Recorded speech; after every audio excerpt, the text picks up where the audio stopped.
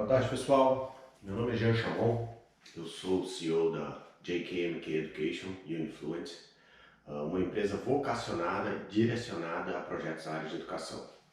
Hoje eu vim falar um pouquinho para vocês sobre a questão de como ser um autor, como publicar seu livro, como às vezes realizar aquele sonho que você tem.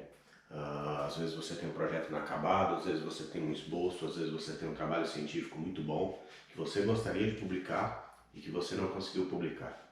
Primeira coisa que eu gostaria de falar é que aqui nos Estados Unidos isso é muito possível, isso é bem direto, isso é bem dinâmico e você pode, através de diversas opções, lançar os seus livros, distribuir de forma mundial, e isso que eu vou falar um pouquinho para vocês. Eu vou falar sobre diversos temas, como inspiração, como a questão da pesquisa, como a questão do formato do livro.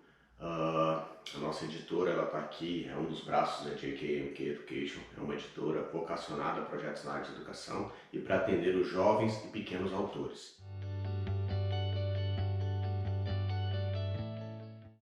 O primeiro ponto que eu gostaria de trazer para vocês é a questão da inspiração. Muitas das vezes nós pensamos como inspiração quase como algo universal, metafísico, que depende de um esforço muito grande. Eu gostaria de falar sobre algo simples, algo que acontece no dia a dia, algo que às vezes daquele estalo você tem uma ideia nova e os livros surgem dessas ideias novas. É um dos primeiros passos, que é a inspiração. A primeira coisa que eu gostaria de sugerir a cada uma das pessoas que tem vontade de escrever os seus livros é andar sempre com o que a gente chama aqui nos Estados Unidos de journal, um caderninho. Que você possa estar na rua, às vezes você está em algum lugar, surgiu uma ideia bacana, tome nota e tome nota. Faça as suas anotações sempre. A inspiração é muito importante e ela às vezes acontece nos momentos mais inusitados. Eu sou fã de um filósofo italiano chamado Domenico De Masi. Ele tem um livro chamado O Ócio Criativo, ele é disponível em português, não lembro por qual editora, mas ele trabalha muito essa questão de que às vezes a inspiração, de que às vezes a criatividade, ela vem nos momentos mais inesperados. Às vezes aquele estalo de gênio, ou aquela vontade de fazer alguma coisa, ou aquela real inspiração. Ela vem nos momentos mais, como é que eu posso dizer? Os momentos que você está relaxado, no momento que você está assistindo às vezes sua televisão, no momento às vezes que você está lendo um livro, ou que você está trabalhando em uma coisa em paralelo, essa inspiração vem. Ou seja, ande com o seu journal, faça suas anotações sempre. É muito importante isso.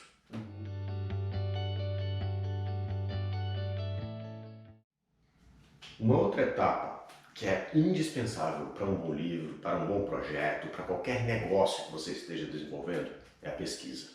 Eu costumo dizer que é a fase da transpiração.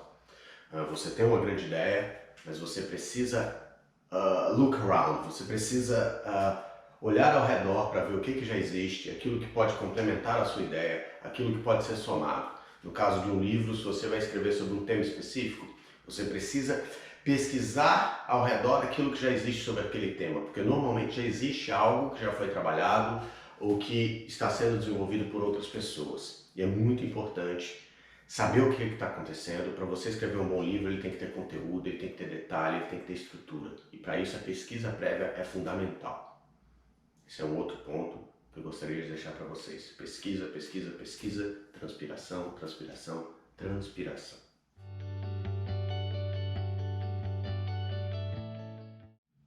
Um outro ponto importante que sempre me perguntam é a questão da redação. Cada um de nós tem uma forma de escrita. Existe a escrita mais coloquial, mais rebuscada. Os grandes autores eram pessoas que tinham um formato de escrita, um formato de redação, de sentença, de começo, meio, fim. A questão do storytelling, que hoje está muito em voga, a questão da contação de história. Ou seja, como você escreve? Você consegue envolver o seu público? Se você está escrevendo para uma criança, você tem que colocar uma linguagem que a criança vai captar. Se você está escrevendo para um público erudito, você vai, querendo ou não, colocar nessa redação a questão da erudição.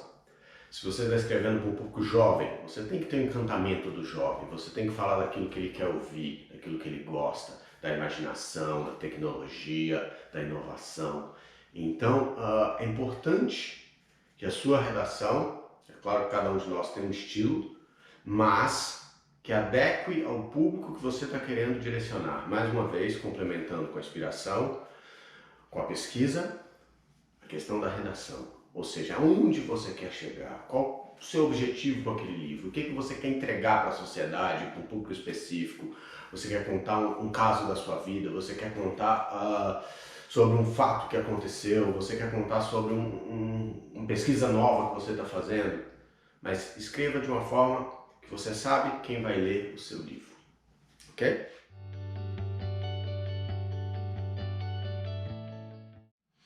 Uma outra questão fundamental é a questão da revisão.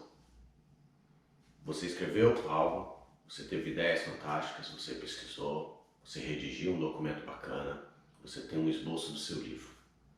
Minha sugestão, antes de qualquer passo envolvendo a publicação, passa um manuscrito desse livro seu para os amigos, para aquelas pessoas que você respeita, para aquela pessoa que você admira e que você fala, poxa, essa pessoa tem uma opinião bacana, uma crítica construtiva, algo que possa somar ao seu projeto.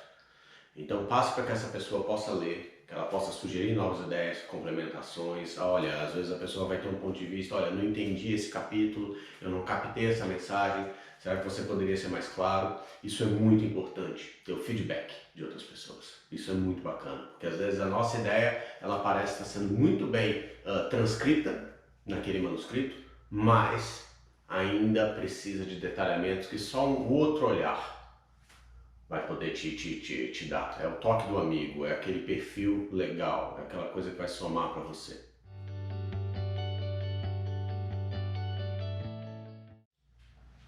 Passados esses momentos que eles são mais internos, são para os autores, é chegado às vezes aquela hora de você começar a enviar o seu manuscrito para o que a gente chama aqui nos Estados Unidos de Publishing Company ou os editores no Brasil.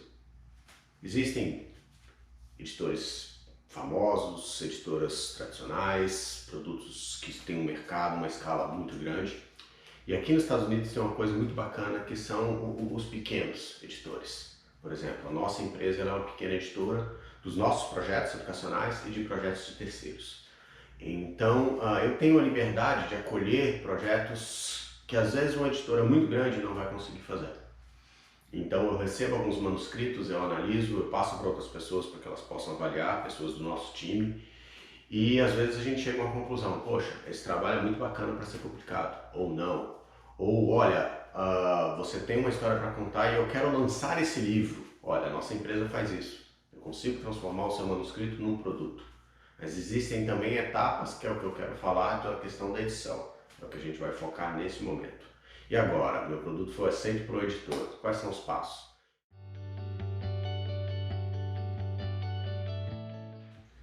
Primeiro de tudo, um passo fundamental para ser feito dentro de uma publishing company, nós vamos revisar todo o seu manuscrito. Ele vai ser revisado, ele vai ser adaptado, ele vai ser adequado algumas vezes, sempre com a participação do autor. Ele vai receber todos os feedbacks, olha, esse ajuste, aquele ajuste, sugestões de alterações pequenas, às vezes pequenas correções gramaticais. Nós temos uma equipe que faz toda essa questão com a gente. Uma outra fase muito importante é a questão do design do livro, ou seja, a diagramação. Eu normalmente utilizo o Adobe InDesign, que é uma ferramenta bem bacana para a questão de publishing. Você consegue fazer desde livros digitais utilizando a ferramenta, a livros impressos, e você tem todo um ajuste, ele é um standard no nosso meio. Eu vou fazer um pequeno vídeo mostrando para vocês passos de como isso funciona, daquilo que você pode fazer, e se você gosta, tem habilidade com produtos Adobe, isso também é algo que pode ganhar bastante tempo quando você já faz aquela parte de estruturação, de diagramação, de gráficos, de tabelas, tá? Tem muita coisa que pode ser feita também.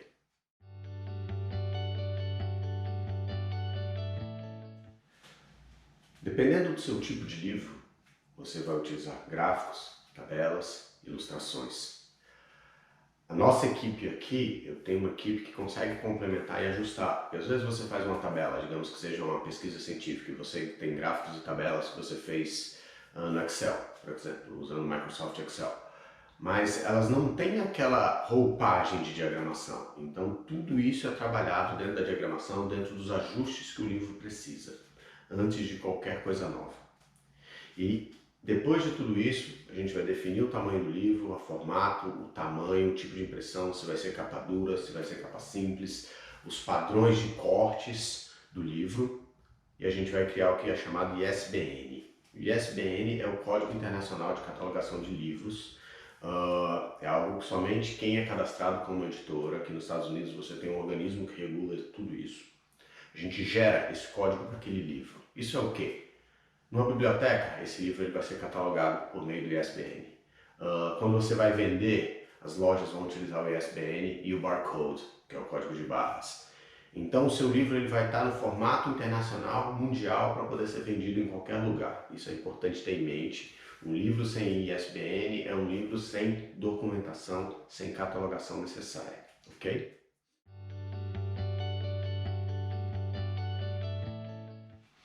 Depois de tudo isso, o livro está diagramado, está revisado, está adaptado, está adequado, está prontinho. A gente vai, como se fala no Brasil, vai botar para rodar, vai imprimir esse livro. A questão da impressão é que eu considero isso muito bacana aqui nos Estados Unidos. Você consegue, de diversas formas, com diversos parceiros, fazer o que é chamado printing on demand. Você não precisa rodar 1 milheiro de livro. Você pode rodar 100, 200, 300, uma cada vez. Essas empresas que trabalham com a questão de impressão aqui nos Estados Unidos, elas são muito dinâmicas. E elas têm o que nós chamamos também de rede de distribuição. Aí vem a questão do marketing, a questão da venda do seu livro.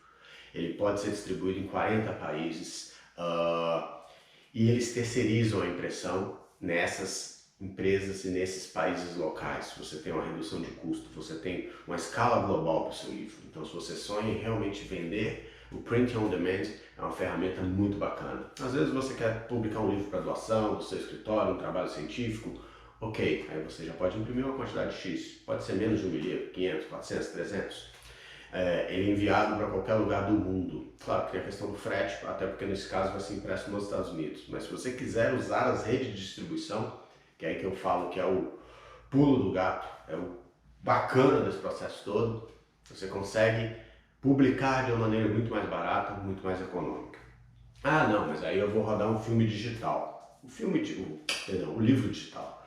O livro digital, aí eu já tenho uma outra dica. Livro digital tem que ter muita fonte de complementação linkada. Hoje em dia você tem a questão da interatividade, por exemplo, no InDesign, no Adobe InDesign, acabou que não está aqui focado, no InDesign eu consigo colocar links do que eu quiser, ou seja, um livro infantil eu consigo tornar ele vai pop-up, ele vai explodir na tela, você consegue fazer a questão da interação, que é o que o livro digital, na minha impressão, tem que ter. Ele tem que ter esse resultado, ele tem que ter esse impacto de fontes de pesquisa complementar, de curiosidades, de integração, de cliques. Isso também é totalmente possível utilizando ferramentas como o Adobe InDesign.